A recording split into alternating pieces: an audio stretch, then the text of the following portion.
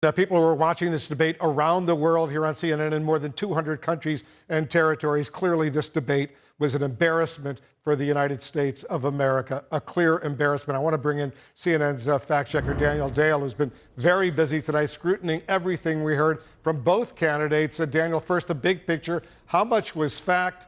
How much was false? Well, it depended, Wolf, on who we were listening to. I think it's important for us as journalists to say when both sides are not alike. And they were not alike tonight. We had an avalanche of lying from President Trump. Biden, conversely, made at least a couple false or misleading claims, but honestly, he was largely accurate. There were times during this debate, Wolf, where President Trump's every line, specifically on mail voting, almost every single thing he said during that concluding section of the debate was inaccurate. And the other thing that stood out to me, Wolf, was that these are largely false claims the president has made before. These weren't one-time slips or gaffes or errors. These have been fact-checked, and he keeps saying them, and they're still wrong. Let's turn to a specific claim that was made by President Trump about former Vice President Biden's health care plan. Listen to this. The bigger problem that you have is that you're going to extinguish 180 million people with their private health care that they're very happy with. That's simply not true. Well, you're certainly going to socialist. You're going to socialist medicine. All right, Daniel, break that down for us. Biden was correct. That claim is simply not true. You may recall the Democratic primary in which a leading candidate, Senator Bernie Sanders, proposed a Medicare for all plan, a single-payer plan that would indeed have eliminated most private insurance, about 100 million people with private plans. Biden rejected that approach. What Biden is proposing is something called a public option that allows people to voluntarily, if they want, enter into a Medicare-like program. But if they want to keep their own insurance, they can. So bottom line, this claim is just inaccurate. Let's turn, Daniel, to the economy. President Trump's claim about manufacturing jobs created on his watch. Listen to this. They said it would take a miracle to bring back manufacturing. I brought back 700,000 jobs. They brought back nothing. They gave up on manufacturing. Part of my standard fare. Daniel, how do you rate that claim? So everything about that claim, Wolf, is inaccurate. First of all, from the beginning of Trump's presidency through August, it's a net loss of 237,000 jobs. We have lost manufacturing jobs under Trump. Now, if you would like to be generous to the president and just go to the pre-pandemic crash period, it's a gain of 483,000. So that would be pretty good, if not for the pandemic, but the president was still adding more than 200,000 extra jobs. In addition, there were manufacturing jobs lost under Obama, but that was largely because he inherited a recession when he took office in which a steep decline was underway. That turned around in March 2010. From then on, there was a slow but steady increase in manufacturing jobs until Trump took office, Wolf. All right, Daniel, you're going to be back every 10 minutes doing more fact-checking, critically important. We're all also waiting for the first results of our instant poll to get reaction from people who were actually watching this debate. Jake, what a debate it was. Let's go back to Anderson first. Anderson. Well, thanks very much. We're going to get a reaction from people who are watching the debate, I think undecided voters. Van, you were saying among white supremacists online, the reaction has been overwhelmingly positive. They're very happy. I mean, they feel like they've been given a green light. Now, I don't know what the president meant when he said it, but when he said stand by. Well, I think we all know what he meant. I just think he was saying he was going to get back to it. Why did he get back to Nazis? I mean, look, on that one, I think you just might want to let him fall on his face on that one.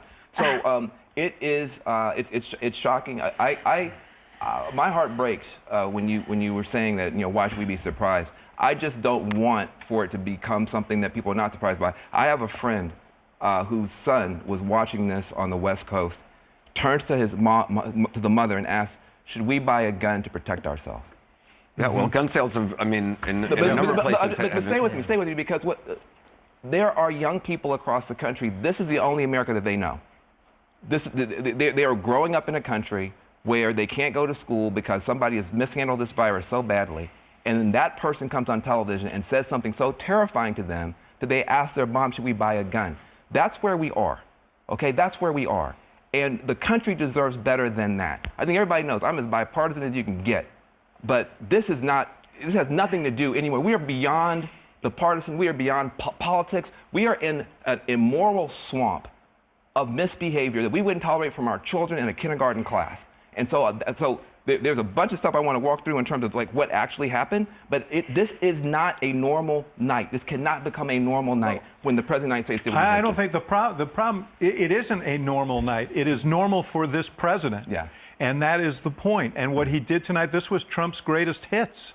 I mean, it was all there, the conspiracy theories, you know, the divisiveness, the inhumanity. It was all there for everyone to see. This is who he is. That's who came. That's what people saw. It will probably thrill some of his supporters, but it will, I predict, have turned off a lot of other people. And as I said earlier, I think, you know, he put a sorry end to a sorry saga with his performance tonight. I just think it's such a low moment in American presidential history that you see an incumbent president of the United States bullying his opponent, behaving in a shameful way, and, you know, declining to say how he felt about white supremacy. I mean, give me a break. And then declining, he was asked specifically, would you tell your supporters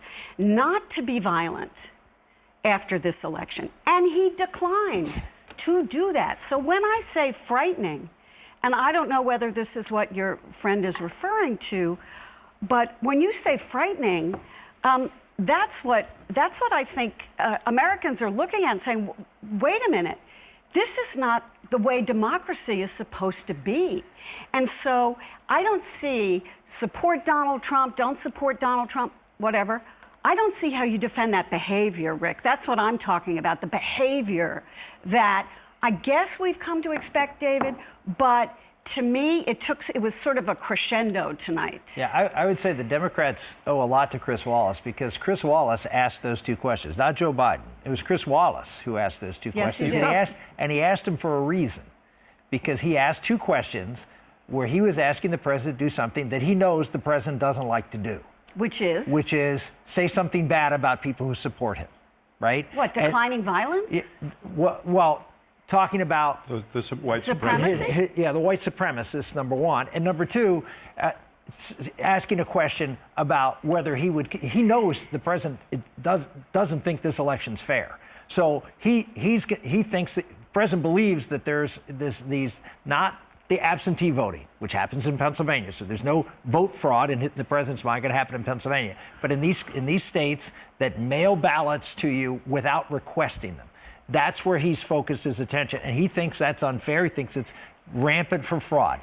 And so he asked him those two things that he knows the president is not going to agree with him, you know, not going to push back hard violence. enough. Would you tell it? And he fell into it. Look, the president made two, in my opinion, those two gaffes, and they're worse than gaffes, really hurt him tonight. In addition to the tone, and the thing that really hurt Joe Biden tonight, that if I was the Republicans, I'd be focusing all my attention on, is the fact that he did not say he wouldn't pack the court. Yeah, man, I think in comparison to what happened on the other side, that's the only gruel you can. I don't think it's. I think it's a big issue. I mean, it's a very, very big issue. It is an important issue. It is an important issue. Major. You know what else is an important issue? COVID-19 is an important issue.